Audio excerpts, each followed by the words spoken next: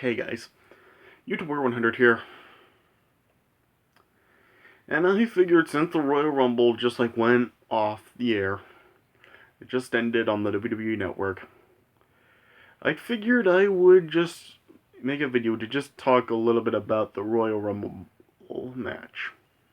I mean, not really the full show because I didn't watch the full show. I basically just watched the last two matches. I watched the WWE Championship match between AJ Styles and John Cena, and then I watched the Royal Rumble match. But yeah, before I start with the Royal Rumble match, as you can probably guess, I'm pretty pissed off. No. I'm really pissed off that John Cena won the WWE Championship.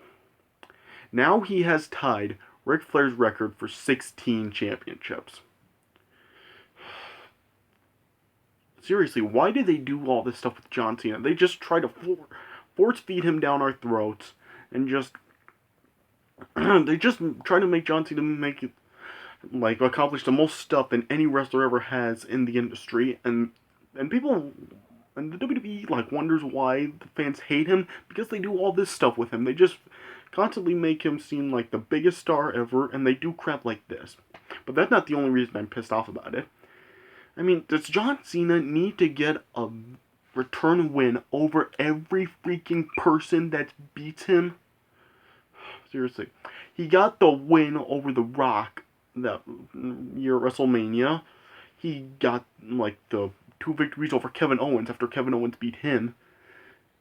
And he got the return victory over Seth Rollins, regaining the United States title from him at Night of Champions that time.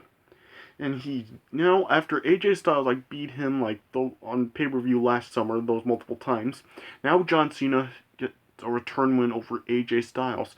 I am sick and tired of this. I am sick of the WWE just feeling that John Cena needs a return win over absolutely everybody that beats him.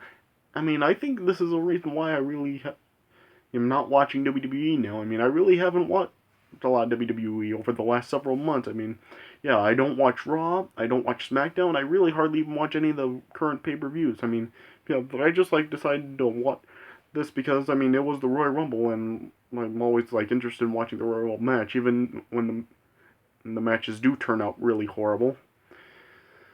Yeah, but yeah, I really haven't watched a lot of current wrestling for the last several months, and now I'm I think I'm reminded why, because of crap like that. Alright, but yeah, let me just talk a little bit about the Royal Rumble match. Um, it was I think it was just fine. I mean, not a great Royal Rumble, but I mean, it wasn't a absolutely atrocity of a Royal Rumble.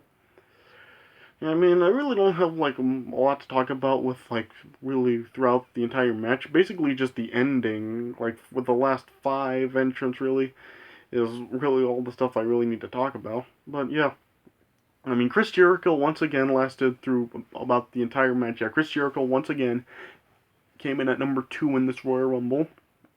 And yeah, just like he did in 2003 and 2013, he lasted basically through the entire match.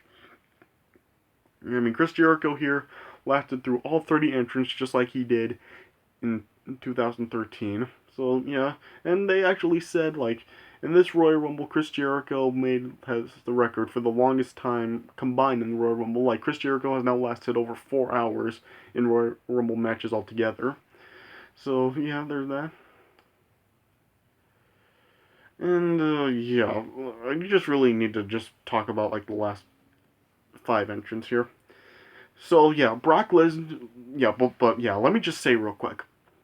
I mean, seriously, one of the reasons I really kind of have some negative reaction to this Royal Rumble is because I mean, 3 of the main guys that were gonna be in this Rumble that people were looking forward to see, Brock Lesnar, Goldberg, and Undertaker, they were all part of the last 5 entrants in the Royal Rumble, and none of them even lasted that long at all. I don't think any of them even lasted even 5 minutes in this Royal Rumble. I mean, yeah, and even Brock Lesnar and Goldberg lasted even less time than that. I don't even think they lasted even 3 minutes.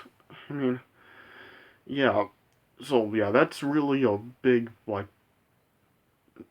Yeah, that's a real big, mm, one of my biggest gripes with this Royal Rumble. Yeah, yeah.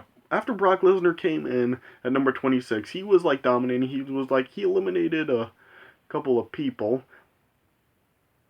Well, no, he didn't really. Well, yeah, he did eliminate a couple of people in this Rumble, but I mean, he could have eliminated so much more. Like when he came in, he was like dominating. He like suplexed everybody and threw them around and took them down, and yet he was just like standing around, not doing anything. Like if he really wanted to have a bigger chance of winning, he could have like actually taken advantage of his big domination he had in the match and actually thrown people out. But instead, he was just like standing there after he had taken everybody down.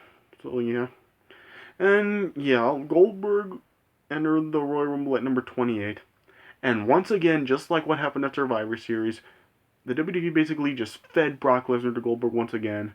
And Goldberg just like easily took down Brock Lesnar and eliminated him really quickly. Why is the WWE doing this with like Goldberg and Brock Lesnar? I mean, don't they actually want to try to like make improvements to a Goldberg Brock Lesnar feud after what happened at WrestleMania 20? Or are they just like trying to do this on purpose and trying to make us forget about WrestleMania 20 and make just give us even worse situations with them like what's happening now with just Goldberg just basically you like making Brock Lesnar his bitch really. I mean, yeah, it's really like yeah, it's getting pretty aggravating to see just Brock Lesnar being fed to Goldberg like this. I mean, is this why did they even bring Goldberg back? Like this is what they're gonna do with him, just like make him just bury Brock Lesnar constantly like that. So yeah, big cop out there. And the Undertaker came in at number 29, and then like Goldberg was eliminating a few people. Like Goldberg eliminated like Rusev, and he eliminated like Luke Harper. Yeah. And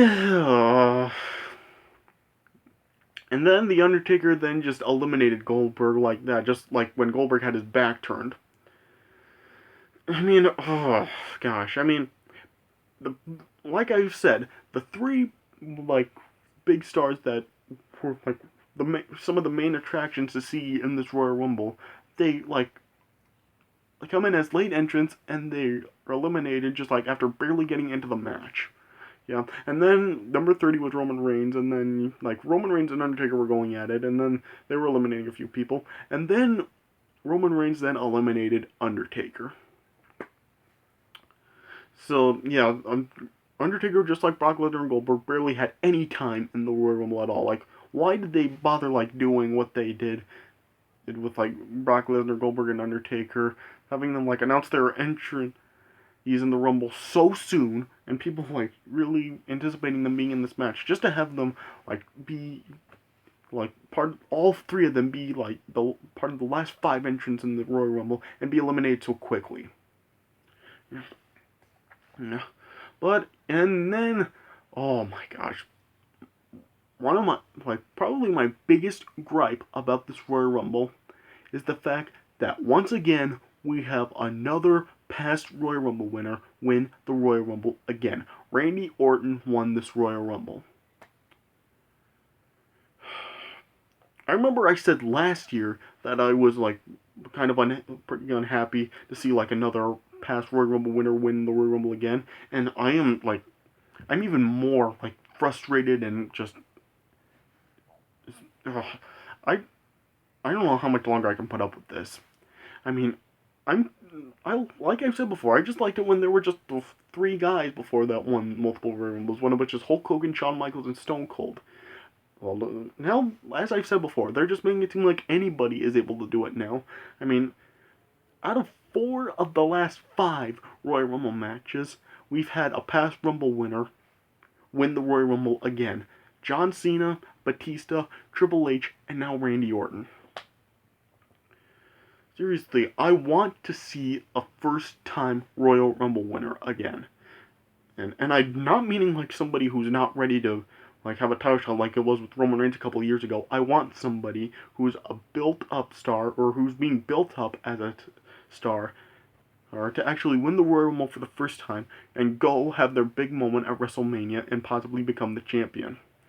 But it's like WWE is just unable to do that now. It seems like they just depend on their old veterans to just do this, and just they're trying to like relive the past and just try to make their old veterans who have already done this stuff just do it again because they just can't build any new stars, right? But yeah, that's like my biggest gripe with it was that Randy Orton, who had already won a Royal Rumble before, has won it again, and WWE, this is like what, their seventh guy to do this now.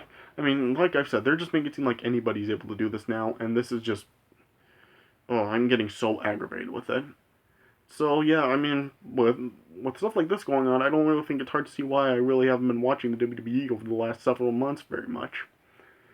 But oh gosh, and I mean, what does this mean for WrestleMania? I mean, are they really going to go with John Cena versus Randy Orton for the WWE title at WrestleMania?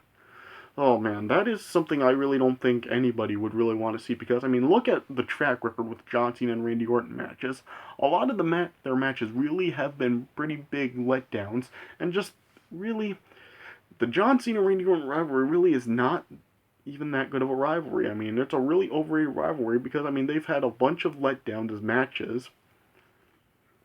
Yeah, and what are they even going to do? I mean, there's like all this stuff with Goldberg. We're just burying Brock Lesnar like this. Is this going to lead up to another match with them at WrestleMania? And what is going to happen with The Undertaker? What are they going to do with him for WrestleMania? I mean, but this is just not a good start for the road to WrestleMania. I mean, John Cena once again becoming WWE Champion and now tying Ric Flair's record.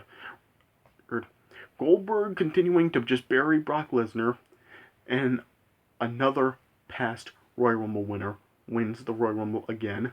And especially with Randy Orton, I mean, yeah, this is not leading up to like really big excitement for WrestleMania, but I mean, it could surprise us. Remember like 2015 where Roman Reigns won, and yeah, it really was not a good start and build up for WrestleMania, but WrestleMania 31 turned out being a really great show.